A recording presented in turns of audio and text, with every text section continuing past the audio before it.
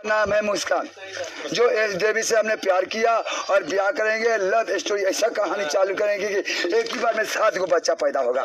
नमस्कार दोस्तों, स्वागत है आपका मेरे इस चैनल पर। जी हाँ दोस्तों, आपको बता दूं कि जो इस शख्स को आप देख रहे हैं कोई और नहीं बल्कि तेगलवा बाबा है। जी हाँ दोस्तों, आपको बता दूं कि ये तेगलवा बाबा है और जो एक लड़की के साथ बैठा है और कह रहा कि मैं इससे शादी कर लिया हूँ और 7 बच्चे पैदा करूंगा। जी हाँ दोस्तों, आप देख सकते हैं कि एक कैसा बेवकूफ है जो अपने आप को बाबा बता रहा है और एक लड़की को बिठा करके अनाप शनाप बातें कर रहा है। जी हाँ दोस्तों, आप सब कमेंट बॉक्स में हमें जरूर बताएं कि इस बाबा के लिए क्या करना चाहिए। जी हाँ दोस्तों, आप देख सकते हैं वीडियो में कि एक लड़की के साथ बैठकर कैसी गलत गलत बातें कर रहा है उसके साथ।